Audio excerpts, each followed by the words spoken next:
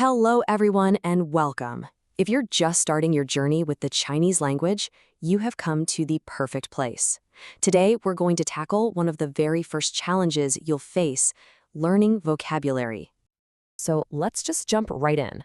If you're planning on learning Chinese seriously, you'll hear about something called the HSK exam. Think of it as the official test for your language skills. And for the very first level, HSK1, you need to know about 500 words. Now, I know 500 can sound like a huge number, but trust me, it's an achievable goal. And today, we're going to build a really solid foundation to get you there.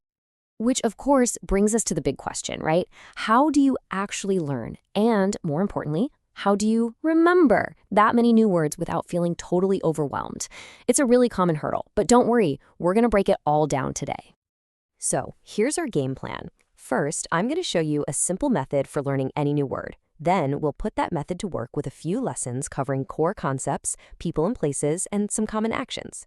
After that, we'll do a quick review. Sound good? Let's get started. All right, so before we dive into the actual words, let's talk about how we're going to learn. This simple 3-step technique is going to be our guide for every single word we cover. Our process is really straightforward. Step 1 is to see. We'll just look at the character's unique shape. Step 2 is to learn. This is where we learn its pronunciation using something called Pinyin. That's just the system for writing Chinese sounds with the alphabet we use. You'll also see these little marks above the letters. Ah, ah, ah, ah. Those are the tones, and they're super important for the meaning.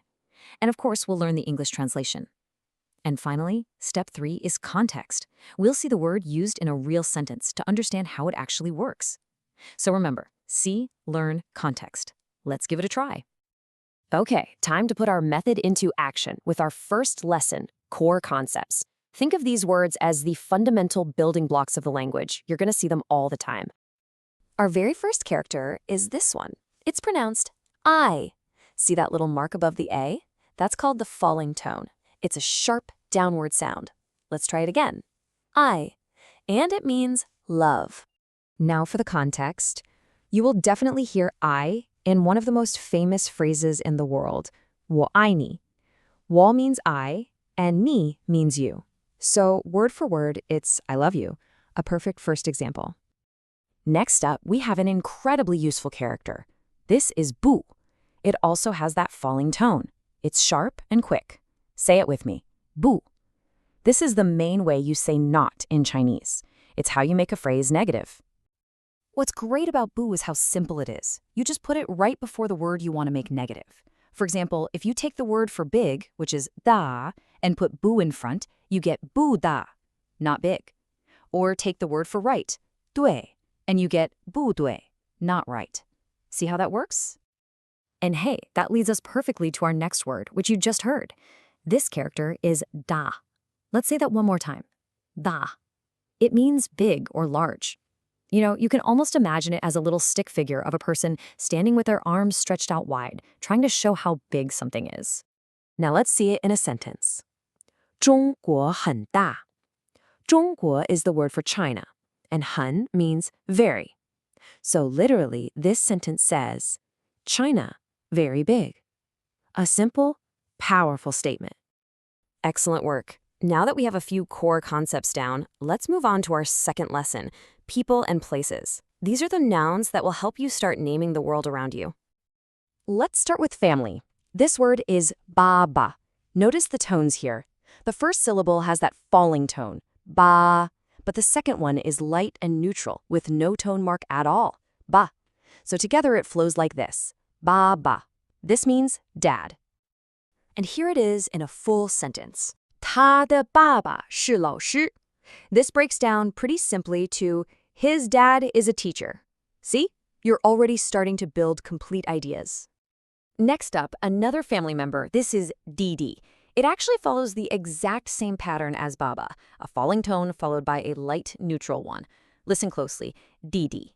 This means little brother. A really common way you'll use this is when you're asking a question. For example, 你有弟弟吗?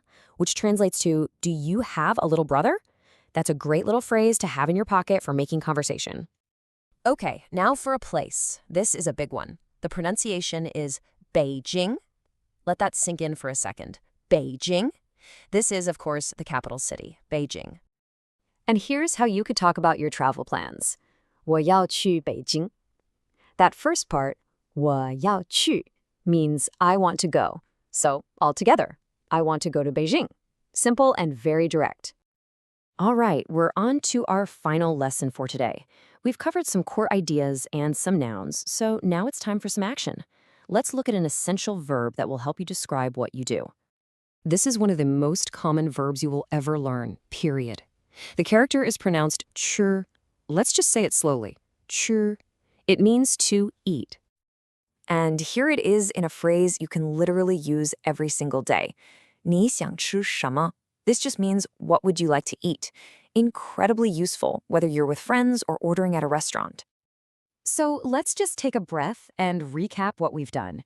We started with a really simple method. See the character, learn the sound and meaning, and understand the context. Using that method, we learned some core ideas like I and bu, some nouns for your world like bàba and Běijīng, and a crucial action verb like ch. But you know, the most important thing you're taking away today isn't just these few words, it's the framework you now have to learn hundreds more. And that brings us to the end of our session. You've just taken the first few steps on a 500-word journey. The foundation is now set. So the only question that's left is, what are you going to learn next?